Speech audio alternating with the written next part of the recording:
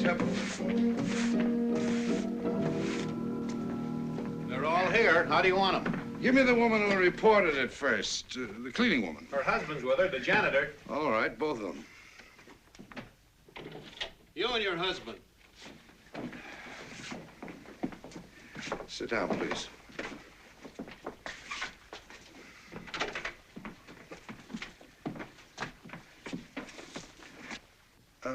What was the man's name? Dr. Frank Peralta. Dr. Frank Peralta. All right, what happened? When I went in this morning to clean up, it was about 7:30. There he was, just laying there. You live at the same address, I believe, Mr. Benson. That's right, same floor. And you saw Dr. Peralta last night? Around 10 o'clock. He was coming in, I was going out. Was he alone? No, he had a young lady with him. You know the young lady? Never saw her before. Very pretty, very nice looking. Remember what she was wearing? Some kind of a blue suit, flowers in her hair. Gloves? No, I don't think so, but I don't remember exactly. They were going in, up to his apartment, presumably. That's what I assumed, of course. Mm-hmm. And that was about 10 o'clock? Around 10. Think you'd know her if you saw her again? I think so. We met face to face. I see. What do you know about her, Mrs. Dietrichson? Well, I live in the apartment just under Dr. Peralta.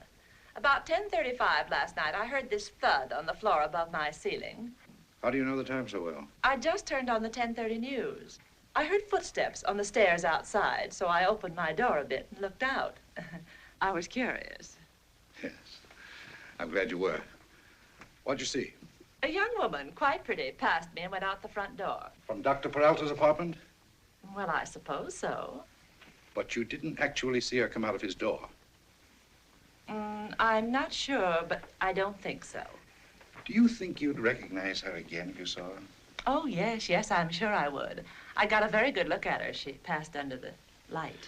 I see. You're Dr. Peralta's secretary. I was. What do you know about any plans he had for last night? He had an engagement for dinner with a girl named Teresa Collins. You didn't care for Miss Collins, I take it. I know very little about her. But I couldn't believe that Dr. Peralta was in love with her. You mean he thought he was?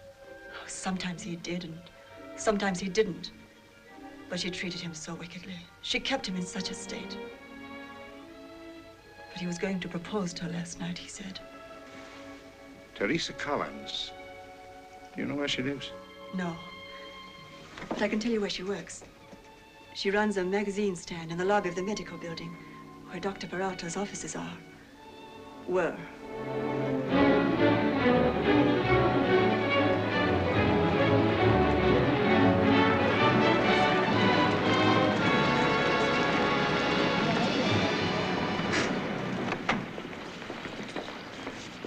Mrs. Dietrichson, you go first. Just look around, see if you see anybody you know. In the middle years, but not a bad little number at that. Keep your mind on what you're doing, will you?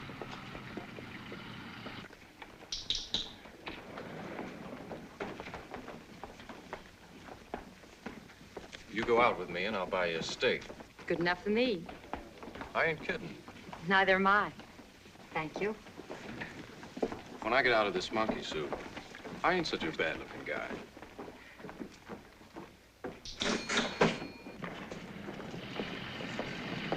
Benson, you go. That's the girl, all right, behind the counter. You sure of it? Well, pretty sure. Pretty sure. Won't you swear to it? I think so. Still, there's something. Yes, I'll swear to it. Well, I hope you'll remember that.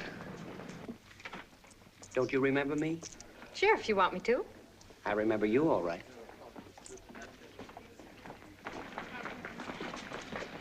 Where'd she go? Well, how do I know? What about in there? That's the girl all right behind the counter. You swear to it? Yep. On a stack of Bibles a mile high. Okay, thanks. We'll get in touch with you later. Looks pretty good. Miss Collins? Yes? I'm from the police department. I beg your pardon. Good morning, Doctor. I wonder if you could show me something in the line of lemon drops. How about lemon drops? That's a very good idea. I don't know how I can thank you enough. Not.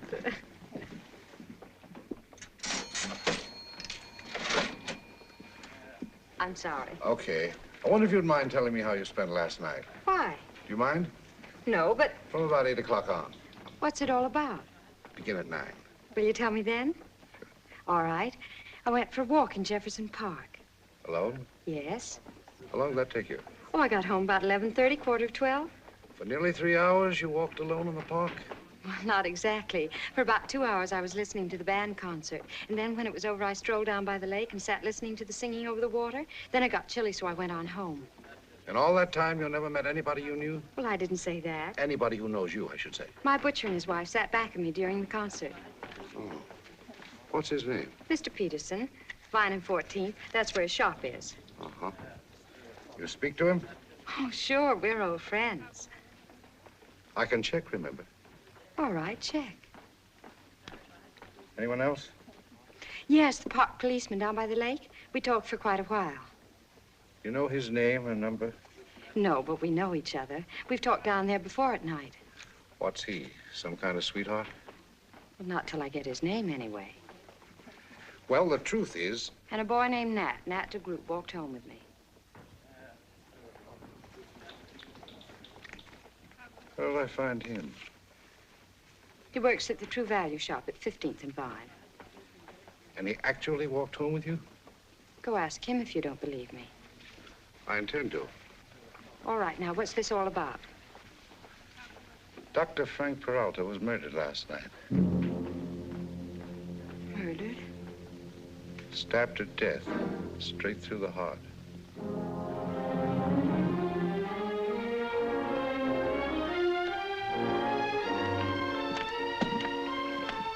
Doctor. Terry.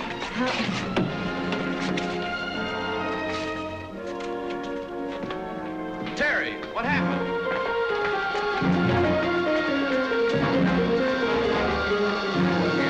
Break it up, break it up. Yes, sir. All right, folks, keep moving, keep moving. It's all over, lady. Keep moving. Well, what do you want?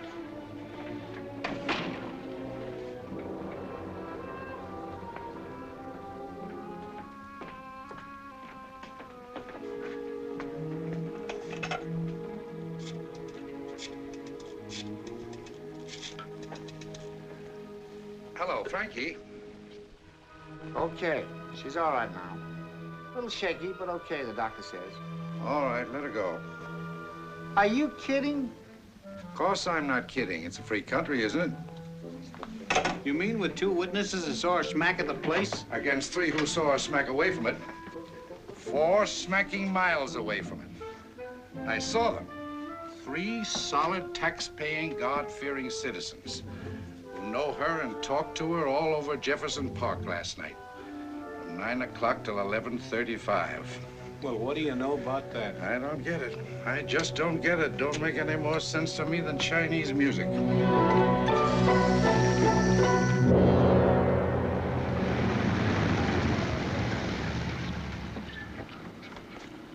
Second floor front, Lieutenant. Thanks.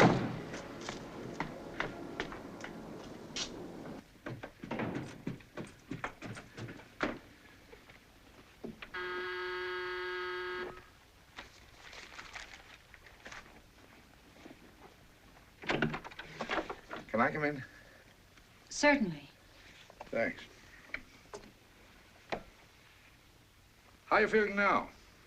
All right, thanks. It sticks, you know. It sticks? The alibi.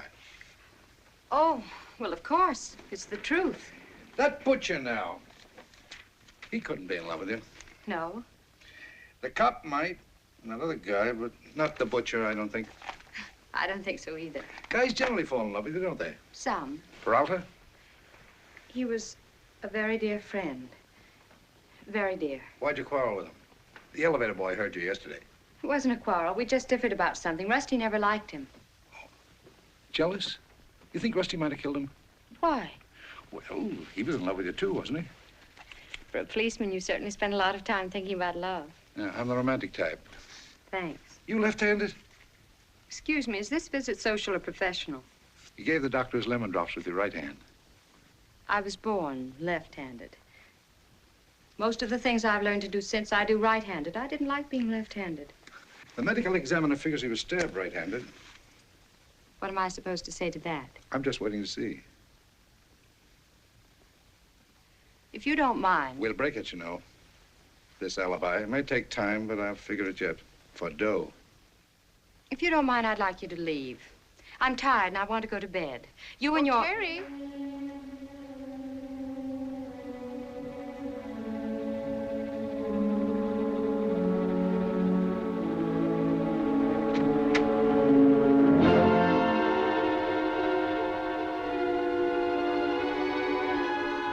So that's it.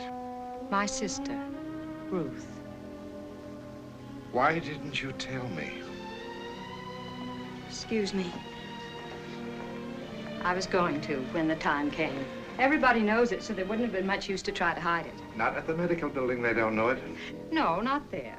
That was so we could take days off when we wanted to, when we didn't have another job. Do you make a habit of that kind of monkey business? All twins do now and then. Well, you're Terry, and you're Ruth. You've no idea how much this relieves me. That's nice. I was beginning to think I was losing my marbles. It's not always easy to tell us apart, that's true. So I see. Which one now was in Jefferson Park last night? One of us. That I know. Which one is what I ask? You or you? Oh, well, now, no use stalling about it because I'll get it out of you one way or another. So, How? Look, you don't want to make this any tougher than it is, do you? So let's have it and get it over with. Which of you did which last night? One of us spent the evening in Jefferson Park. The other stayed home and went to bed early. But how can that one prove that? And that's all we're going to say. Were you in Jefferson Park last night? Are you going to answer me or not? I'm not. You're only making trouble for yourselves, you know. It'll be all the harder for you in the end. How? Because you can't get away with a gag like this. It's What? Look, will you cut this nonsense out and be sensible? A man was murdered, you know. I'll give you one more chance now, and this time let's see if we can get somewhere. Which one of you stayed home here last night? One of us spent the evening in Jefferson Park, and the other... But what one did which is what I'm asking. Which one did which? Okay. I'll just have to run you both in. Are you allowed to play the field like that? What do you mean? Can you throw any number of people you want to into court and tell the judge to take his pick? I'm afraid you're going to look awfully funny explaining that even to a lawyer. What lawyer? The one that's coming straight to the police station if we're not here to answer the phone any time tonight. Pretty smart, aren't you? Not dumb.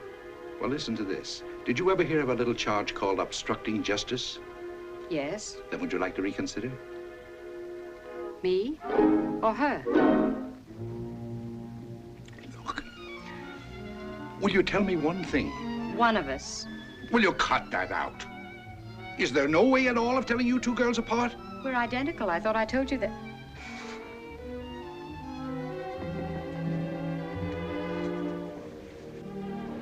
It's all right, dear.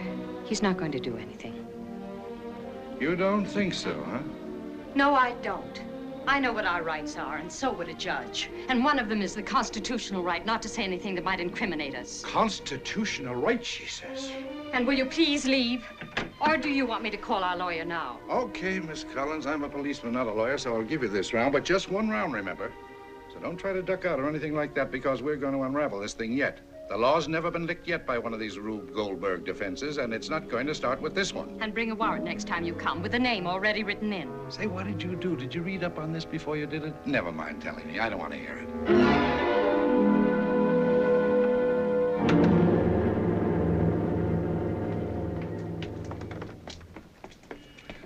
I forgot to tell you, Lieutenant. Yeah? It's two of them, two twins. Did you get that? Yeah, I got that. Look very much alike, the fellow was telling me. Some people can't even tell them apart, he said. Can't they really? Well, that's the way twins are, you know. Yeah, thanks. Can see you've got your eyes open all right. Well, I try to keep on my toes as much as possible, Lieutenant. And don't think we don't appreciate it either. Good night. Good night, Lieutenant. Thank you, sir.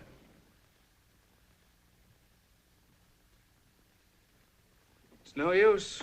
There isn't even a piece of print on this handle. Gloves? Could be. You know, there ought to be a state law against the sale of gloves to murderers. You know what they do in the old days? That's no good. Ladies bruise too easy. Get me Judge Hill. Yes.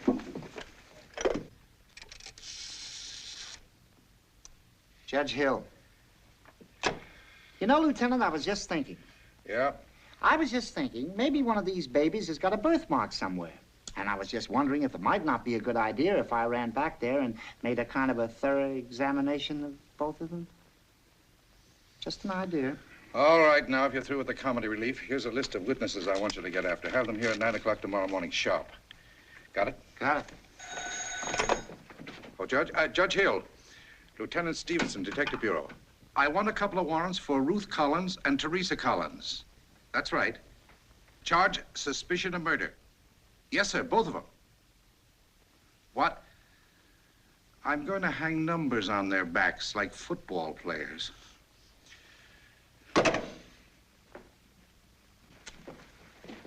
All right, bring her in.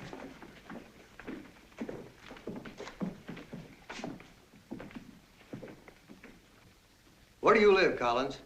492 Candale Avenue. Have you ever been arrested before? No. Turn around. That's her, all right. No question in the world. Bring her in. Know her in a million. Came to me face to face.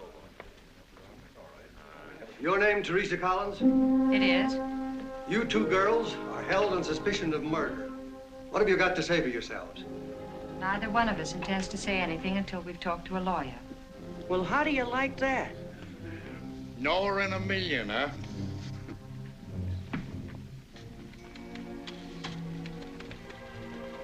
What do you think, Doc? Really?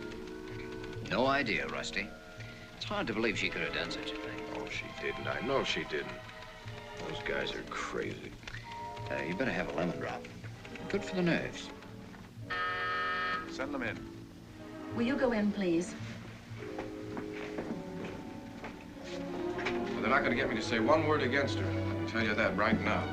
I knew her too well.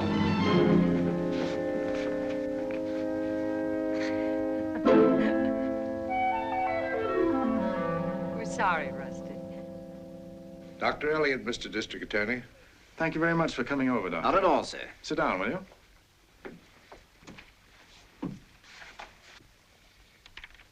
I don't think this is going to take us very long, Rusty. You told Lieutenant Stevenson that you saw Dr. Peralta and the girl at the magazine stand talking and apparently arguing on the morning of the day Dr. Peralta was killed. That right? Yes, sir. Can you tell me which girl that was? No, sir. You're sure of that? Well, I didn't know that there were two of them. Quite a coincidence, Doctor. Quite. Scott Elliott, psychologist, B.A., M.D., and Ph.D., author of Twins, A Clinical Study, Mental Traits of Identical Twins, Twins and Siblings, all published by the State University Press. Your own particular field, in fact. Well, I have devoted quite some time and study to the subject. Did you know there were twins in this case? No. One at a time, twins look a good deal like singletons. Incidentally, is there any foundation for the old popular belief that twins are usually penalized in some way by nature, either physically or psychically? No, that's a superstition. Well, that clears that up. Lieutenant Stevenson reports that you had some kind of conversation with Dr. Peralta that morning. Would you mind repeating what was said? He asked me if I'd ever come across a case of split personality. Go on. Well, of course, I told him I had. Then he asked if there was ever any danger in such a case. He used the word danger. Yes. Or if I thought all that kind of thing was exaggerated. To which you replied? I told him I couldn't say. Well, I couldn't answer him with a generality when it was obvious he had something specific in mind. Then he said something, oh, I had a battle with her this morning and I'm seeing her tonight. It's rather important. And we separated. Seeing whom tonight? Miss Collins, I supposed. Which one? I have no idea. Well, then, can you tell me now which one of these girls was behind the counter that morning?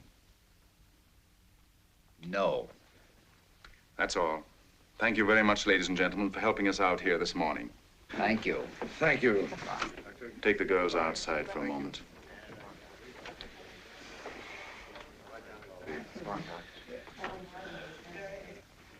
You see?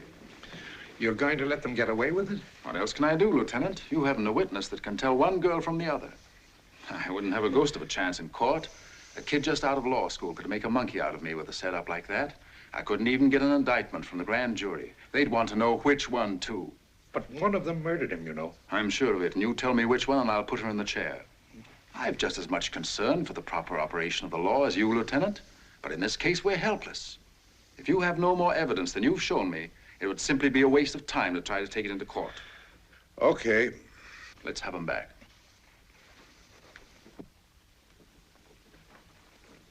Come in.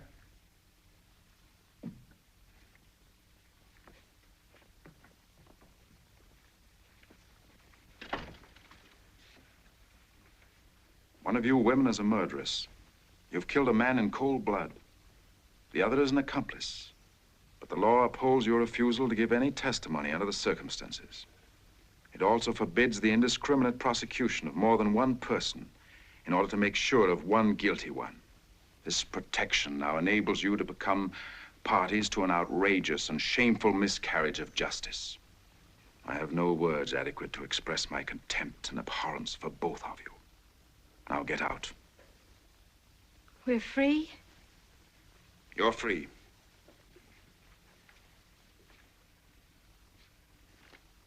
Goodbye, Lieutenant. Au revoir, Miss Collins.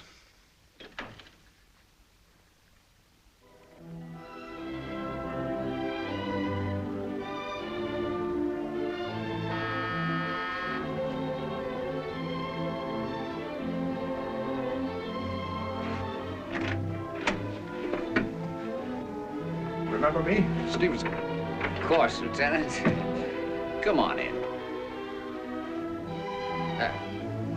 Sorry, Stokey. I don't mind ordinary music.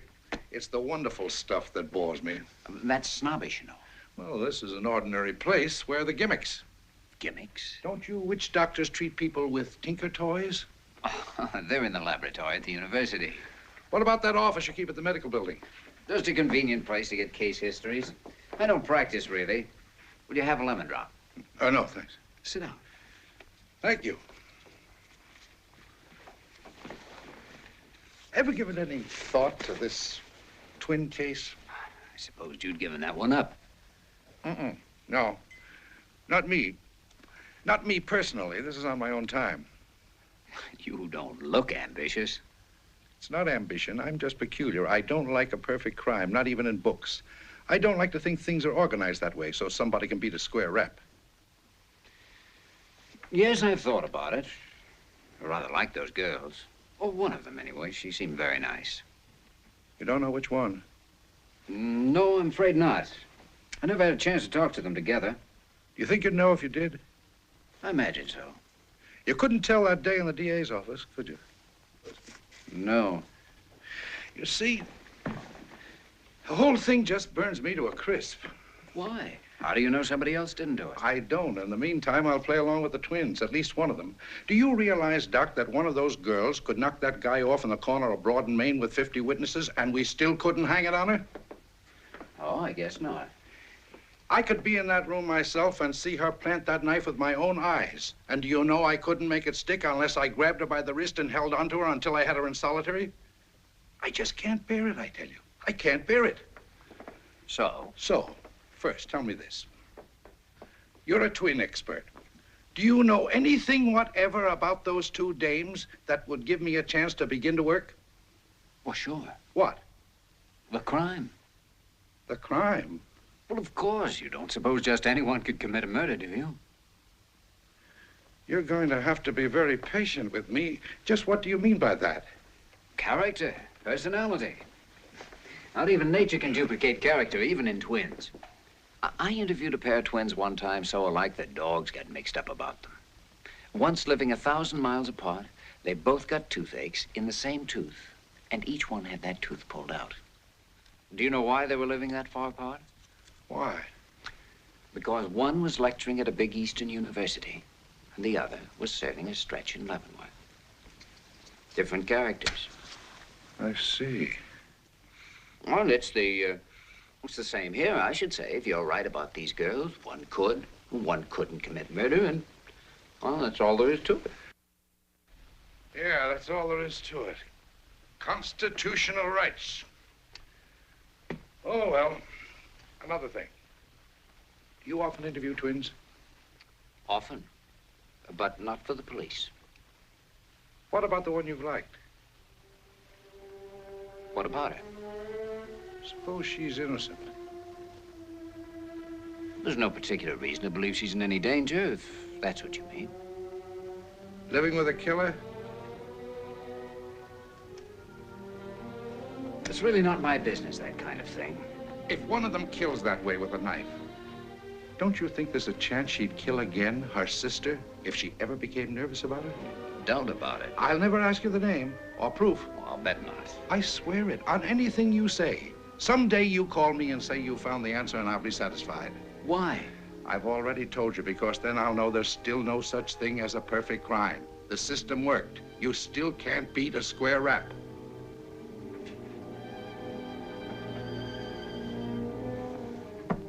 Social regularity, huh? If that's your name for it.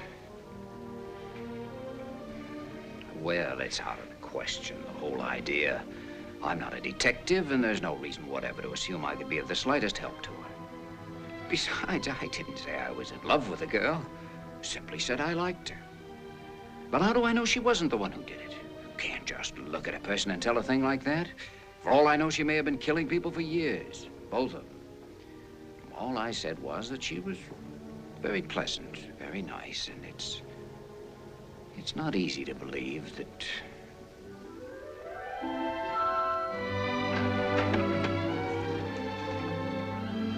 Why, Mr. Lemon Drops.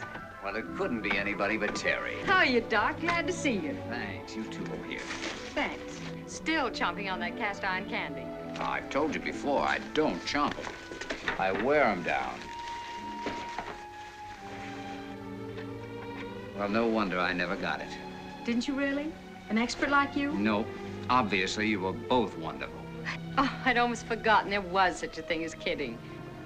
Things haven't been so good, eh? Not so good. You saw the papers, those pictures? We're celebrities now. No work, you mean? One look at our face and they don't forget, not in this town. It's a little rugged. Well, you can't blame him. You saw what the district attorney said. I wish you wouldn't say things like that. Well, he knows. He must have read the papers. Everybody else did. I know, but... Well, then maybe my idea, that is the real reason why I'm here, maybe is some good to you as well as me. How do you mean? Well, I'd like to add you two to my collection of twins. Well, I'm the old twin student, remember? And I'd like very much to add you girls to it. Well, I'd pay you something. Of course, not much, but it'd only be an hour or so each day at your own convenience. We did that once when we were kids in Chicago. Well, then you know generally what it is. Physical, verbal, psychological, the standard stuff. Are you quite sure you're not doing this for the police? I was gathering data on twins before I ever met a policeman. I was doing it long before I laid eyes on either of you girls. It's been my main preoccupation in research for years. And I'll probably still be doing it after you're both married and settled down with twins of your own. Which you're very likely to have, you know. What exactly is your purpose in this? The purpose of all research, to learn as much as possible about the subject. In this case, to add to my knowledge of identical twins. And you'd pay us? $25 a week, a piece. Well, that's the customary allowance, and for that, I'd expect you to come to the laboratory at least 3 times a week, separately, for not more than 2 hours anyway on each visit. What do you think? I don't think we're interested. I don't like the idea of being a guinea pig. Well, I don't want to press you if you're afraid in any way. We have nothing to be afraid of, Doctor. Nothing but snoopers. Well, in that case, there's nothing more to be said. I'm sorry if I've given that impression, and I apologize. I'm sorry, too. I think we should do it. I don't think Dr. Elliott's a snooper, and I know of no other reason why we shouldn't, and we could certainly use the money. You don't mind being asked a lot of personal questions? Why should I? Or why should you? If it's for a good purpose. I think we should do it. Because there's no reason for us to fear it, because we do need the money, and because, well, we've always liked Dr. Elliot. Both of us. Well, then let's leave it like this. Talk it over between yourselves and call me. I hope you can see things Terry's way, but if you can't, I'll understand and no harm done. Goodbye now. Goodbye. Goodbye, Terry. I hope I'll be seeing you both soon. Goodbye, Doctor. We'll call you. Please do.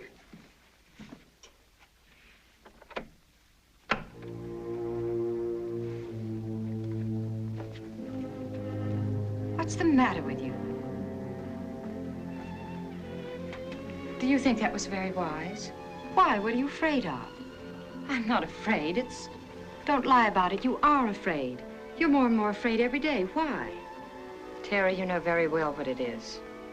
You think I killed him. Why don't you admit it? But I don't. You know I don't. Then why are you so frightened? Terry, if they knew which one of us was in his apartment that night, you know what that would mean. He proposed to me there, and I said yes. Why should I kill him? I know that, dear. I know you didn't do it. I know it so well that I'm willing to do anything to keep them from learning you were in his apartment that night. That's the only reason I'm frightened. Believe me, dear. Please believe me. Well, then, is there anything about yourself that you're afraid for Elliot to learn? Oh, of course not. Well, then, stop worrying. There's no need for it. And besides, he's very attractive, very good looking. I like him.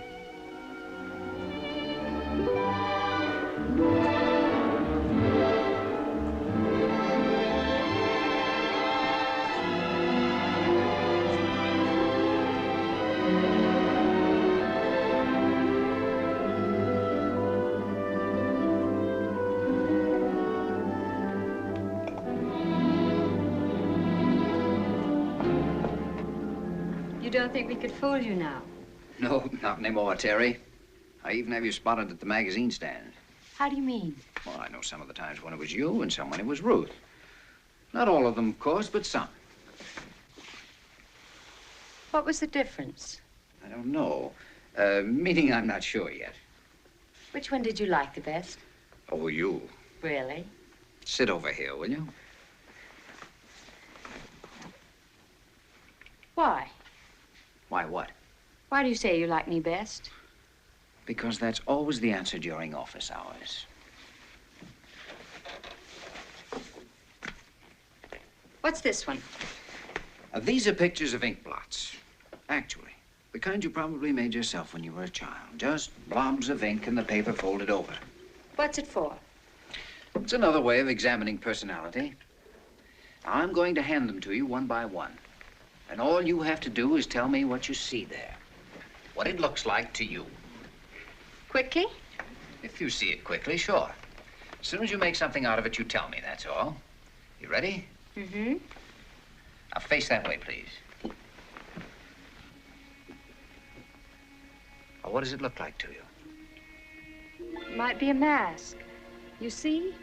The black slanting holes for eyes, heavy eyebrows, and pursed lips give it a fixed expression. Anything else?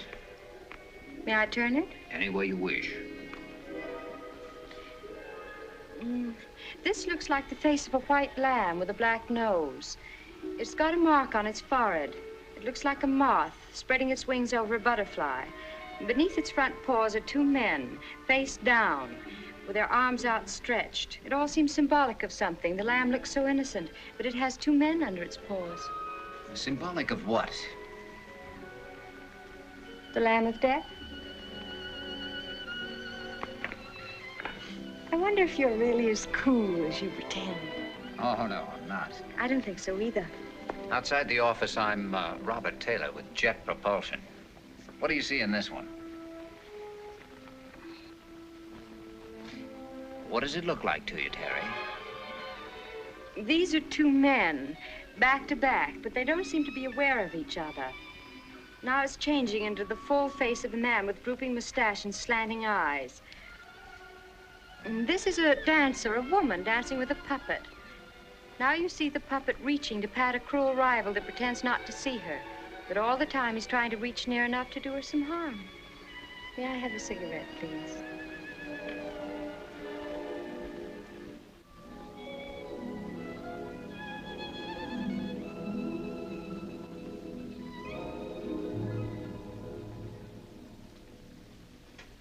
By the way, why'd you leave Nebraska, Ruth? Well, we've been living on this farm for about a year, and the farmer's wife wanted to adopt me legally. The doctor said she couldn't have any children, but they could only afford to adopt one of us. Why'd they pick you instead of Terry, do you know? Oh, just happened, I suppose. No particular reason. There's not much choice between twins, you know. But Terry was very upset when she heard about it naturally. So we just decided to pull out, that's all. What do you see in this one? Well, these are two people in costume, and they're dancing around a maypole. And they're bending over because they've just about wound up the ribbons. Is that what you want? That's it. Anything else? Turn it if you wish.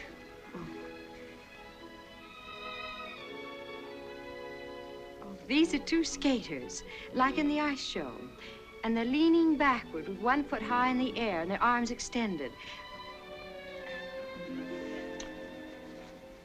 How did Terry find out, do you know?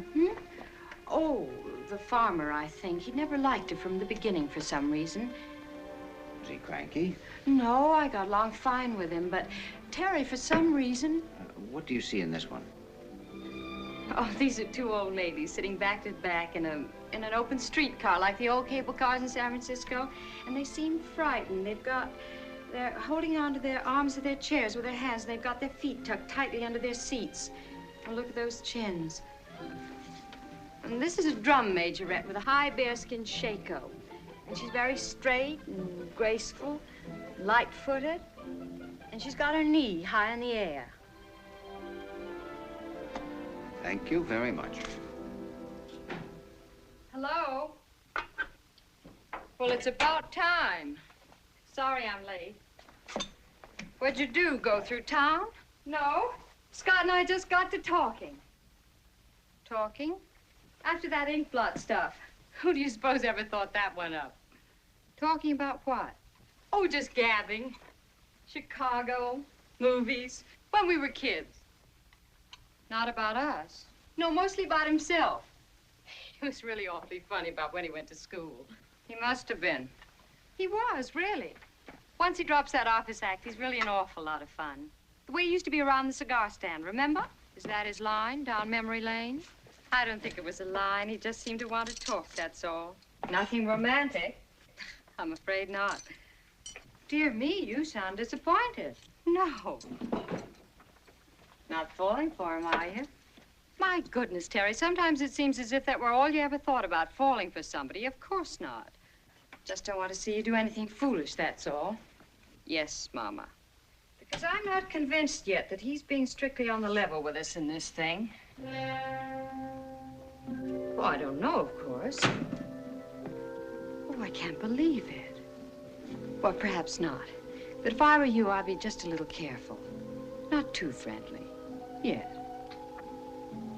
Oh. If only we weren't so... I know. It's not very pleasant. But as long as we are, we'll just have to be on our guard with everybody. Particularly him.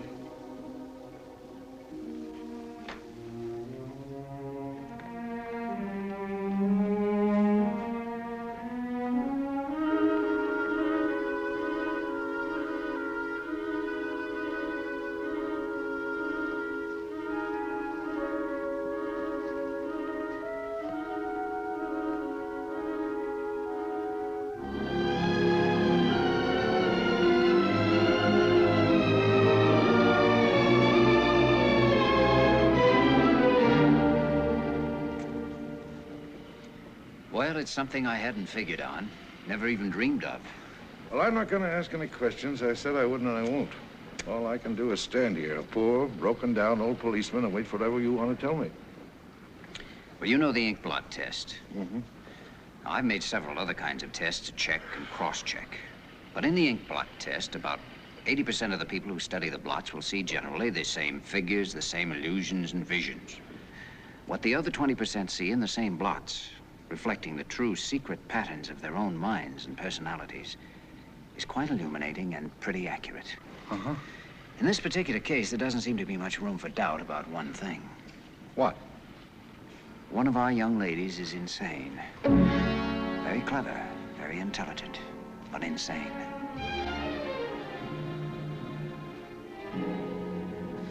Now, this one's called a free association test. And it's so simple that even I understand what I'm doing. Look, if all this is to find out which of us is the smarter, I can save you a lot of time. It's Terry. Is that official? You know, it's a funny thing about us. I'm older than she is, 7 minutes and 55 seconds. But that isn't the way it feels. All our lives, she's been the older sister, always helping and protecting me. Sit over there, please. And like a mother, too, actually, because we've been orphans since we were 10. I wish you'd get it out of your head that this is a contest. I'm interested in absolute, not comparative results. Yes, Professor. You know something? What? I'm a very pleased man today. Good. Which I haven't been for almost a week. No. Because you haven't seemed happy. I'm sorry. I was afraid I'd done something that offended you. Oh, no. Well, I didn't mean to, I assure you. It was something else. I was a little worried about something else. But it's all right now? Yes, it's okay now. Good, that's the way it ought to be. Well, back to cold science. Now, I'm going to give you some words, one at a time. And as soon as you hear the word, you answer with the first word that comes into your mind. Not a sentence, just a single word. And answer as quickly as you can. That's the important part of it. Speed. You ready? Mm-hmm. Table. Chair. You ready? Dark. Night. Moon. Beans. Knife. Scissors. White. Black. Mirror. Death.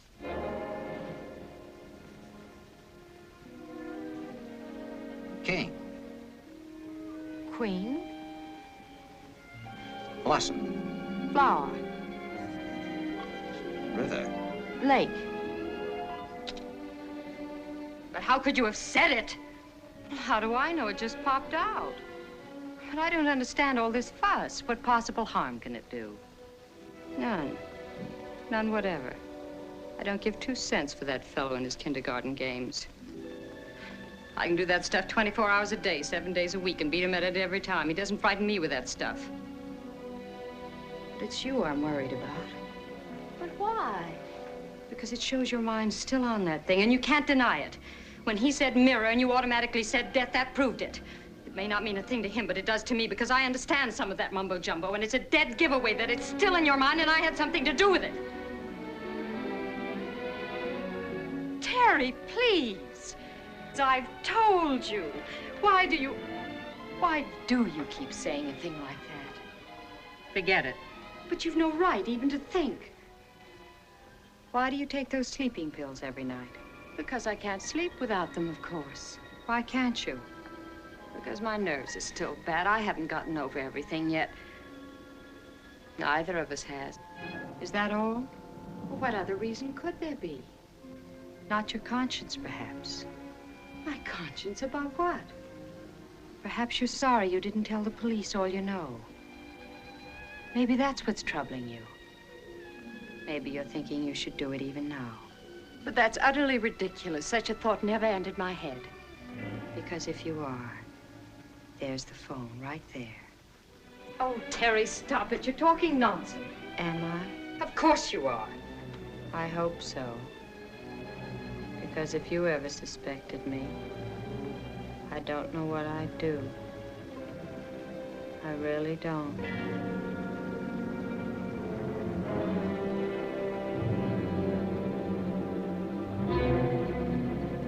Table. Chair. Moon. Stars. King. Queen. Death. Mirror. Girl. Woman. Black. White. Rose. Thorn.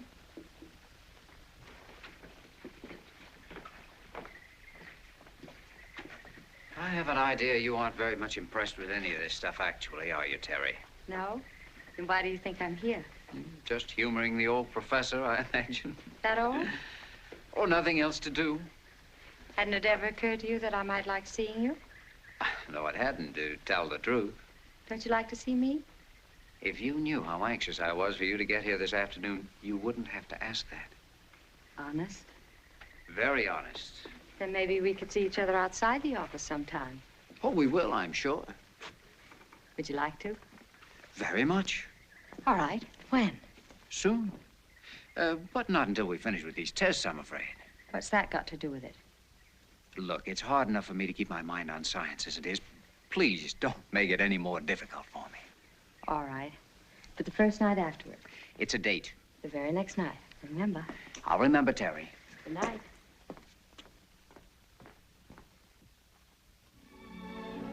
I was really crazy about that boy, but Terry simply couldn't stand him. She insisted he wasn't on the level, and that's the way it turned out. He wasn't. How'd you find out? He dated her one night, and she told me. Terry's turned in, I guess. How many men have you been crazy about? Oh, that was just kid stuff. We were about 16 then, I think. All this autobiography I'm giving you. Is this for science, too? No. No, this is personal. The more I know about you, the more I want to know. I want to know everything about you that's possible to know. For myself. And apparently you will. Good night. Do you think when all this business is over, I can call and ask you out for dinner, dancing, or just to talk in a purely personal way? You think you'll still want to? That's what I'm looking forward to. Do you mind? No. I like it. You're a wonder.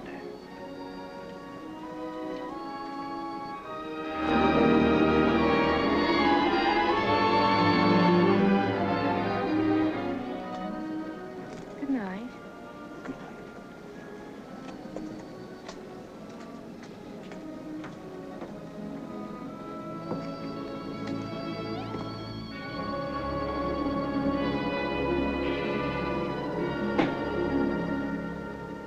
It's all right. I'm not asleep. Don't turn on the light. I'll undress in the bathroom.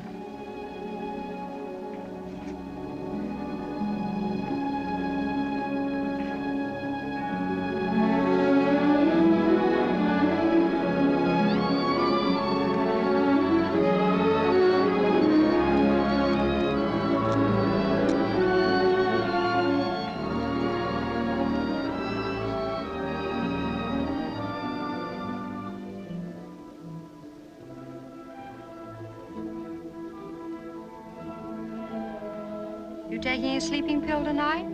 I don't think so. I slept all right last night. I think you better take 2. 2? What on earth for?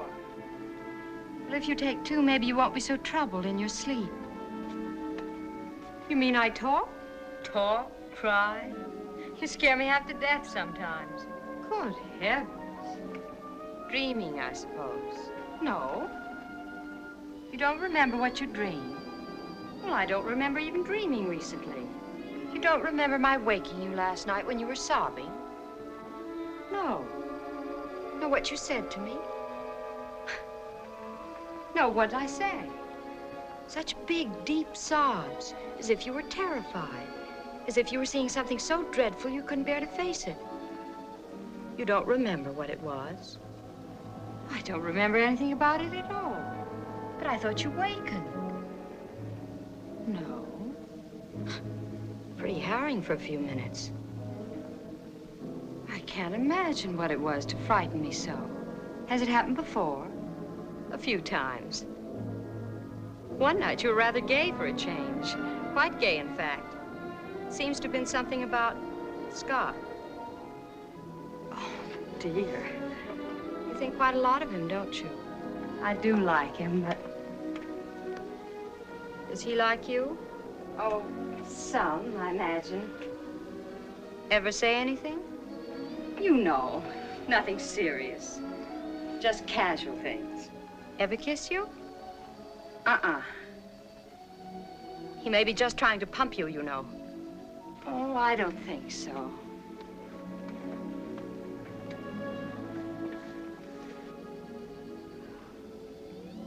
Don't you want to know what seemed to be frightening you? I don't know whether I do or not. You've talked about it before in your sleep. You were worried about one of us being crazy. The old saying, you know, that one of twins is likely to be abnormal. But that's not true. That's a superstition. You heard Scott tell the district attorney that. I know. Why, that's an old wives' tale. We've heard it for years, both of us, but it's not true. Didn't you hear Scott say it wasn't? Yes, I heard him. Oh, this is so awful. It frightens me. The whole idea of talking and dreaming and sobbing and remembering nothing about it. Well, it can't be very pleasant, but it's not really so important. Just bad dreams. I know, but such a thought.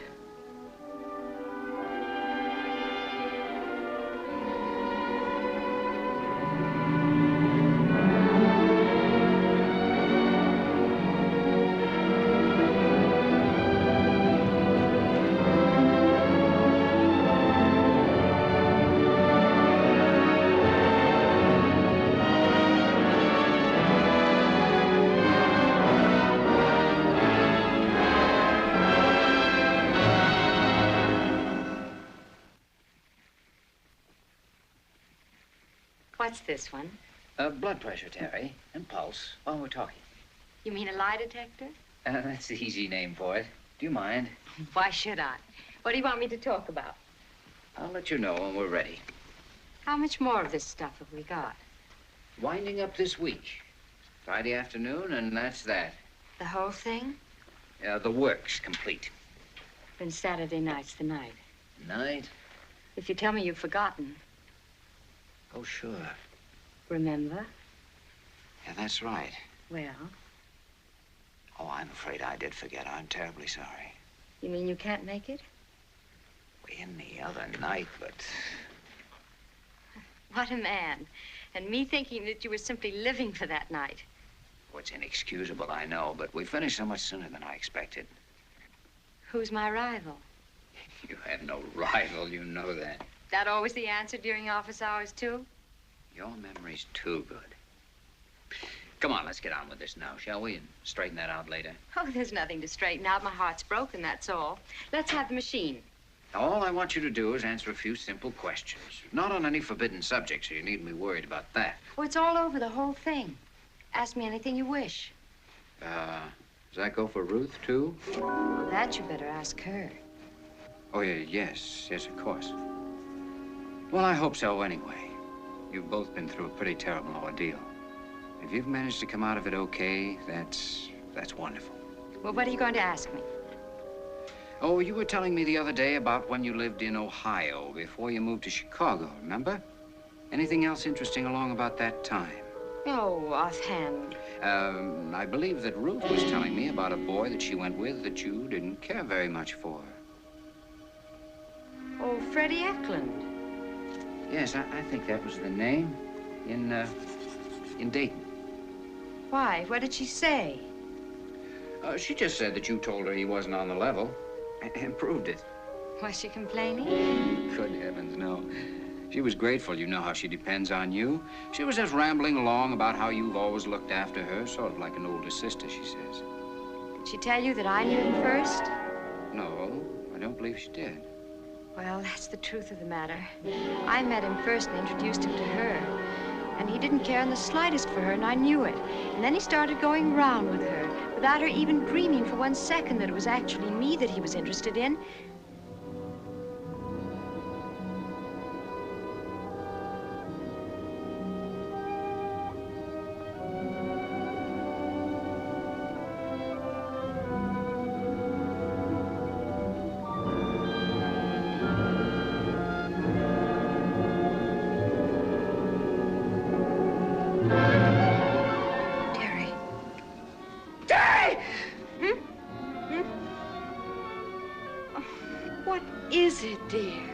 Again.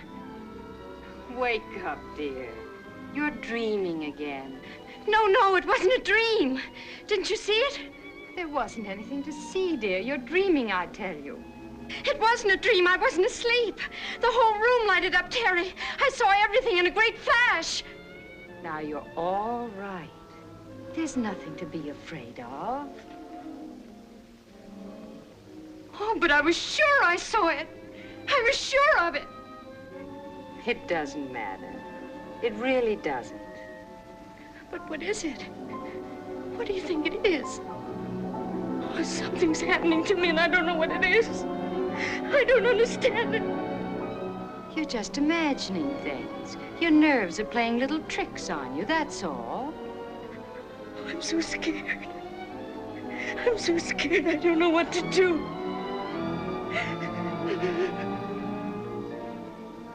It's nothing, really.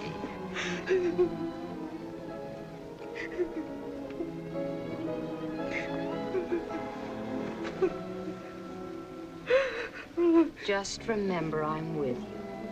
And I'm always going to be with you. No matter what happens.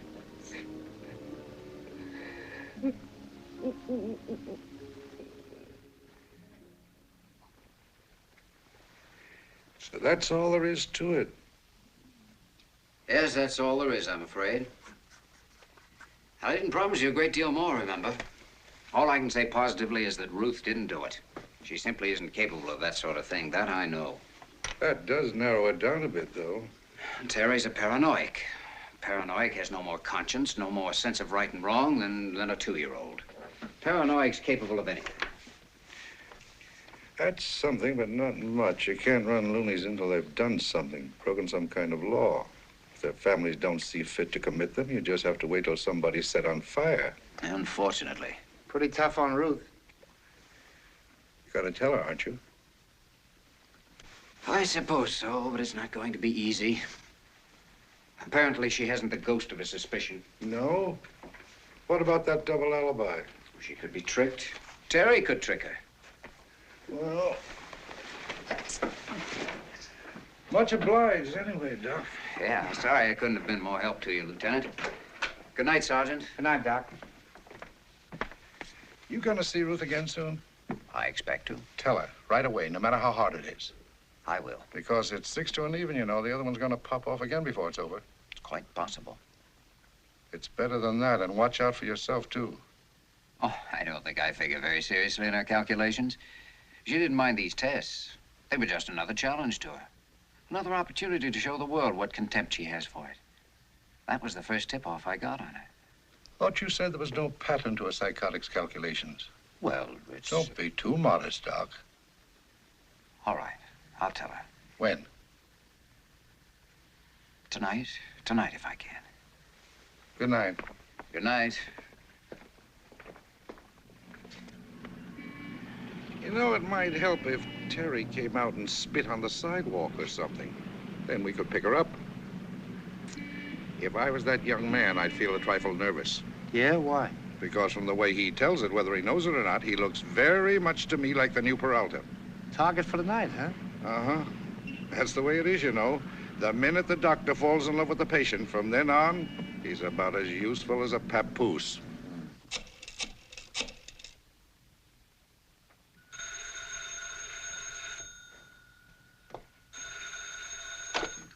Hello? Hello. Hello, Ruth. Hello, Scott. How are you, dear? Are you alone? Yes. Why? Well, I don't want Terry to know. Do you think I could see you alone sometime tonight? Of course. When? Anytime, whenever you say. Could I make it rather late? Around 11? She'll be asleep by then. 11's all right for me. Supposing I come to your apartment at 11 or a little after. I'll leave the front door unlocked and you come straight up the top of the stairs. I understand.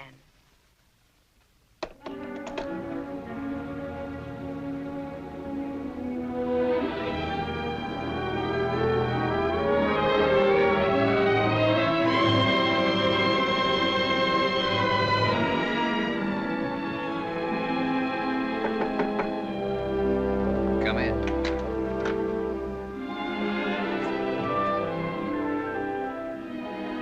Do you mind? What? No. Well, of course not. I couldn't be more pleased. Well, you know very well there's no one in the whole world I'd rather see walk in that door. I saw your light. I've been walking, and I thought perhaps if you weren't busy for a little while. No. I was just wondering what to do next. Not that it's anything important. Feeling depressed? I guess so. Something like that. Look, if you had your dinner, then what do you say? Instead of having dinner with me tomorrow night, how about having it with me tonight and tomorrow night? Oh, I didn't mean... And as many other nights as you can spare, too. But tonight, my dear, I think we should have it with music.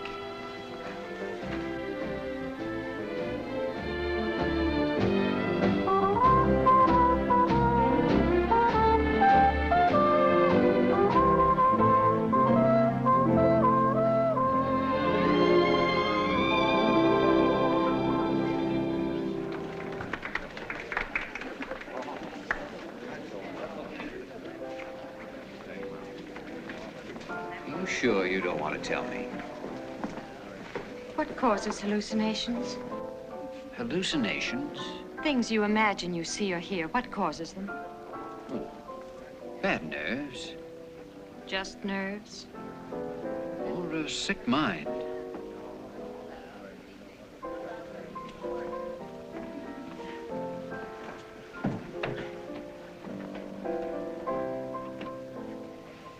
May I explain something? No, please don't. I think I'd like to go home now. Would you get my bag and gloves? I'll wait for you here, and we'll go out this way. Of course, dear. I'll be right back.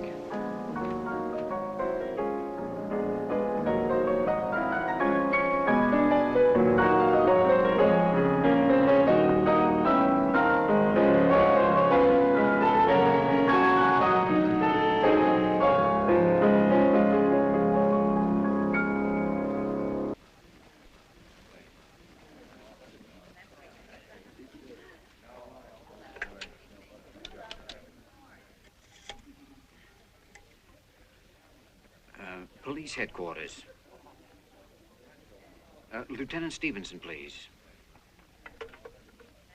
Lieutenant, this is Scott Elliott. What do you think of me in the role of a human booby trap? So you got the picture at last, huh? It's possible. Will you still be there at 10:30? I want to talk to you about something that's come up tonight. Something that may be a little more in your line than mine. I'll be right here, partner, from 10:30 on. She loaded again? Looks like it. He's a very smart guy for a college man.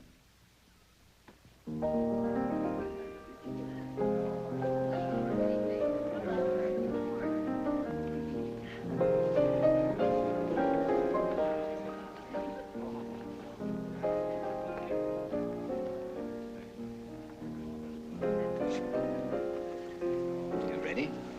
Thanks. Oh, come on. You can do better than that.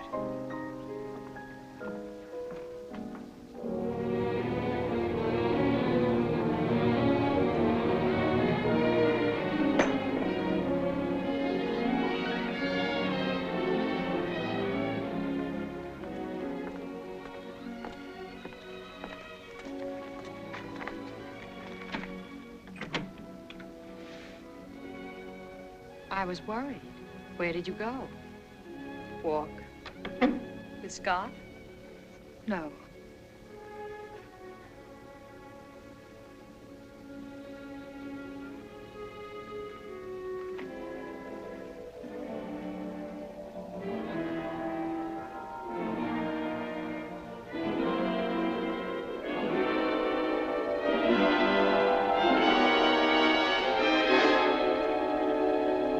Haven't you seen him? He called about 7. Who? Scott. I told you I haven't seen him. You just come in. No, I'm just going out to dance.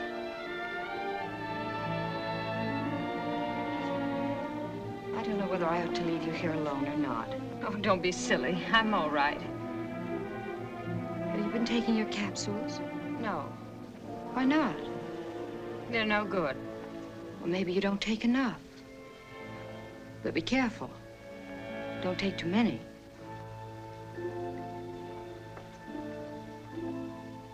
Look, darling. Try not to worry so much. No matter what happens, they can't do a thing without my consent. And I'll never in the world give that, believe me. I know, dear. So don't be too scared. We'll never be separated. You and I are going to be together as long as we live. Remember that, darling. Always.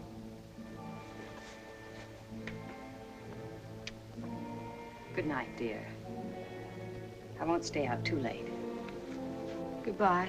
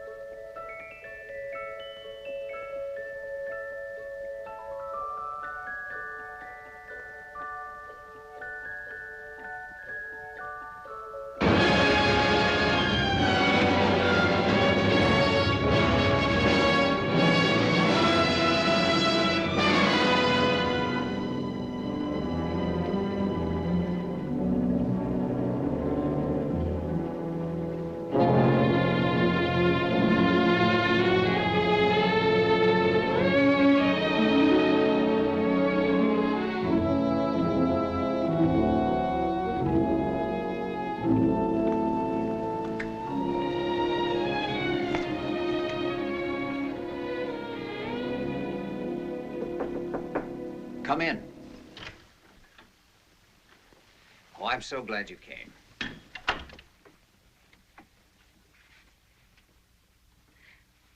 Oh, I wondered about how you lived. Apologize for his neatness, but I have no woman around to keep it messed up all the time. I'll hold it. Could I get you something to drink? No, thanks. I hope I didn't alarm you with all that urgency and mystery. No, I was just puzzled that you felt you had to have some excuse. I'd have come anyway. You know that. Sit here. But it wasn't an excuse. I was quite serious. It's something I thought we should discuss right away, privately. But has it got to be tonight? Oh, I'm afraid so, dear. It's quite important. It's about Terry. You don't like Terry, do you? Of course I like her. But what? But I love you. Why? Why do I love you? Why me and not her? That's something I'm very curious about. Why did you choose me instead of her? We're so much alike. What was it you thought you saw in me that you didn't see in her? How can I answer that? All I know is that you're the one I fell in love with. What else do I have to know? Am I better looking than she is? Well, to me, you are, of course. Don't laugh. I'm serious. I want to know what you think the difference is. For instance, kiss me.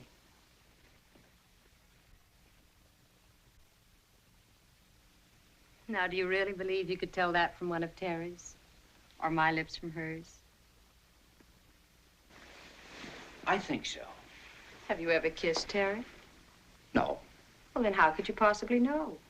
How could you even say such a thing?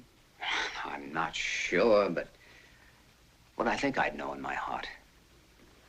Would you really?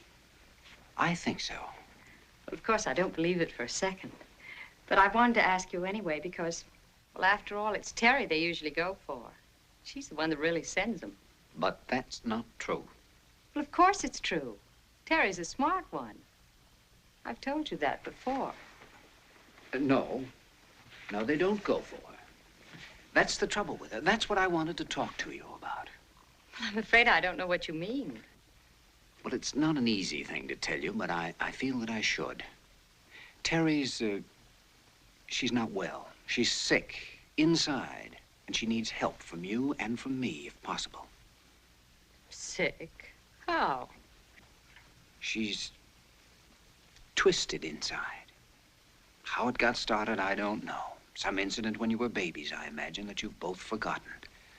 But there's a natural, strong rivalry between sisters.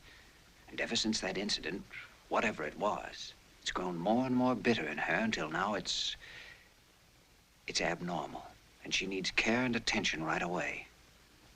Terry and I have never been rivals. Never. Not in the slightest. All women are rivals fundamentally.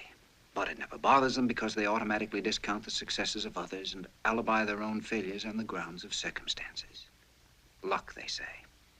But between sisters, it's a little more serious.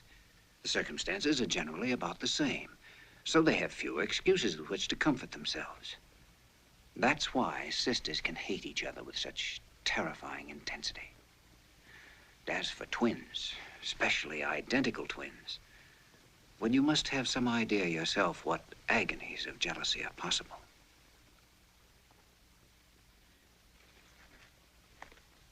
Go on.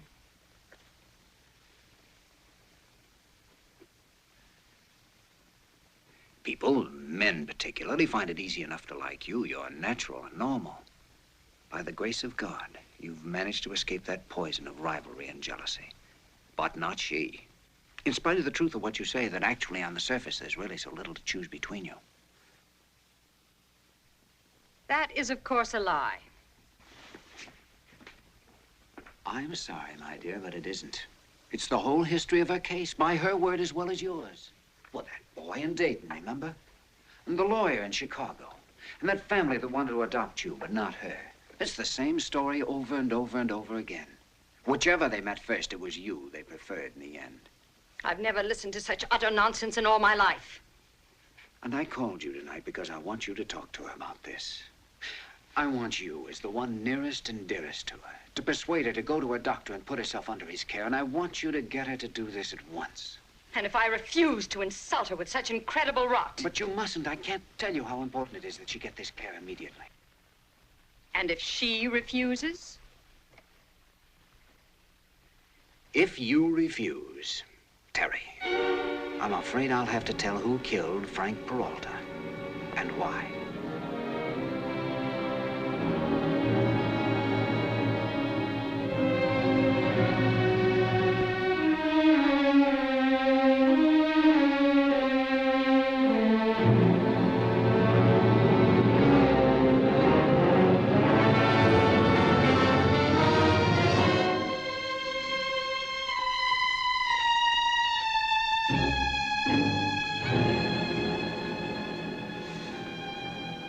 You can't. You don't know. I think I do. Not that it matters, because there's nothing you'll ever be able to do about it. Whatever you guess. Shall I remind you anyway? If you wish. Peralta was killed because the same thing happened to you again. It was Ruth he really loved, without even knowing she existed. Oh, it was you he courted, took to dinner, the movies, and the dance, finally asked to marry him. He didn't know there were twins. All he knew was that every now and then the girl at the counter brought him a warmth that he missed at other times. That's what puzzled him. That's why he asked me about a split personality. Nor do I think you were aware of all this until that night in his apartment when he spoke of his curious difference in you from time to time. Then you knew it had happened again. It was Ruth he was in love with, not you. So you made sure that if you couldn't have his love, neither should Ruth. Who else have you told this to?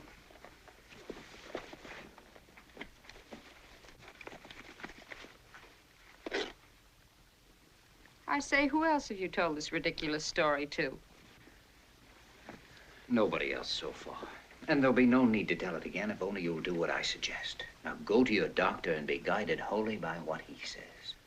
I see no particular necessity for that. It's just as I told you. There's nothing whatever you can do about it, no matter how strongly you feel.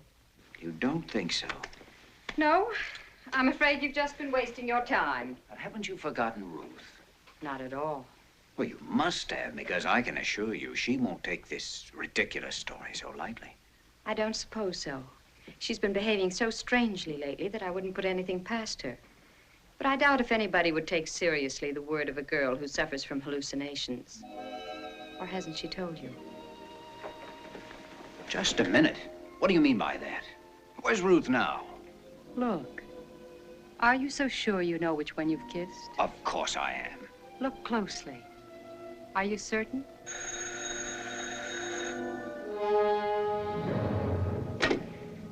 Hello. Speaking. Have you still got that Terry there with you? Well, could you bring her over by yourself, or do you want me to send the wagon? Just a minute. Who is that? A guy from the hospital. I'll be with you in a minute. Sorry, Doc, but I'm afraid I got bad news for you. I got nervous after I left you, and I decided to come over here and take a look for myself. I hate to have to tell you this, but when I got in here... What?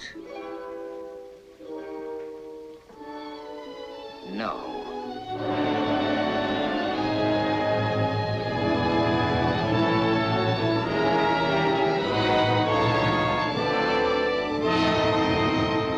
All right, Stevenson. I'll be right over.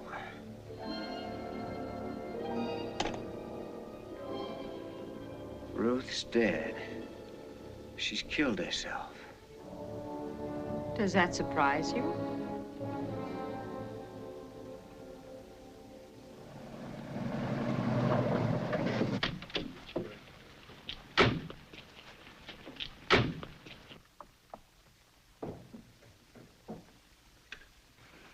I'm terribly sorry, Doc, but Oh, I'm terribly sorry, Miss Collins. Sit here. May I go in? Well, I suppose so, if you want to. The examiner's in there. You go with him, Franklin. Can you tell me what happened?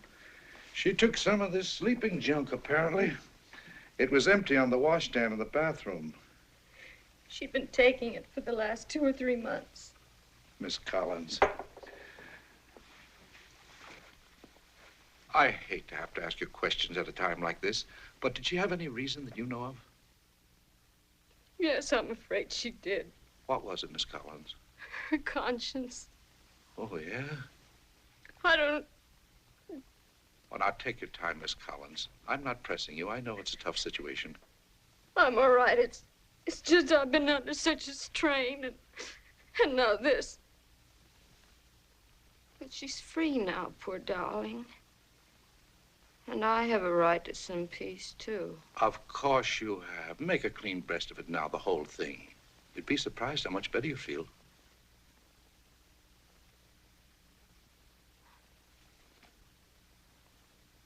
She killed him.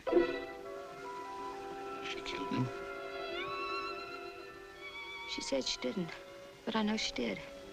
I believed her at first. I kept on believing her for a long time, but now I know she did it. Take this down. That night, Miss Collins, what happened? When I got home from Jefferson Park, she was already in bed. I thought asleep. Then when it all came out, she got me to promise not to say anything, because she knew I knew she'd been out with him. You believed her then? Yes, but there was something the matter with Terry. She was sick inside. She was twisted. You mean Ruth? No, Terry.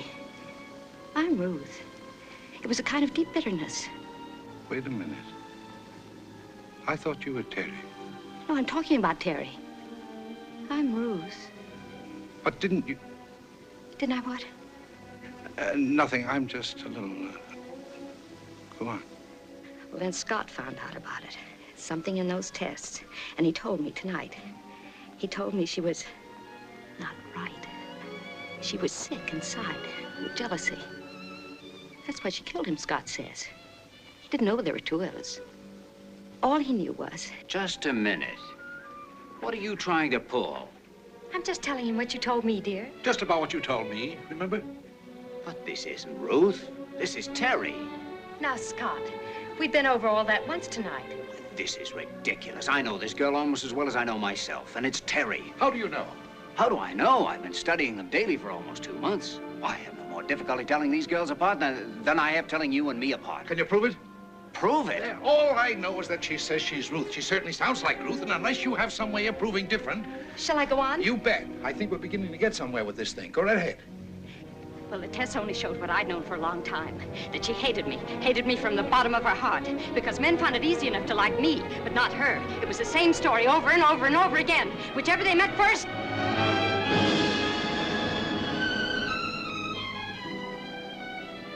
I'm sorry, dear.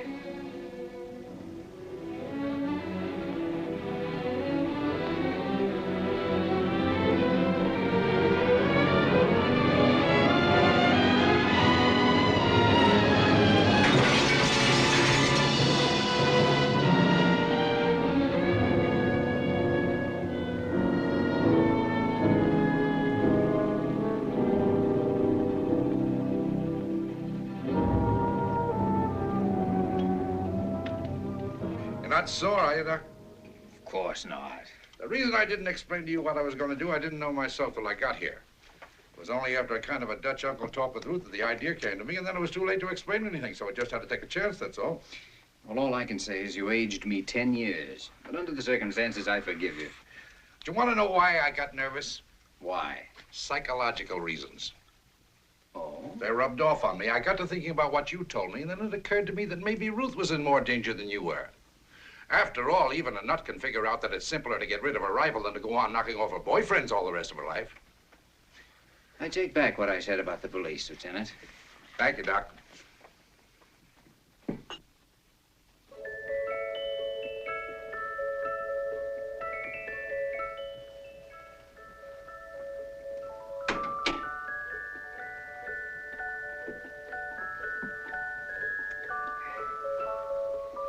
Fourth floor, novelty department, 975, this week only.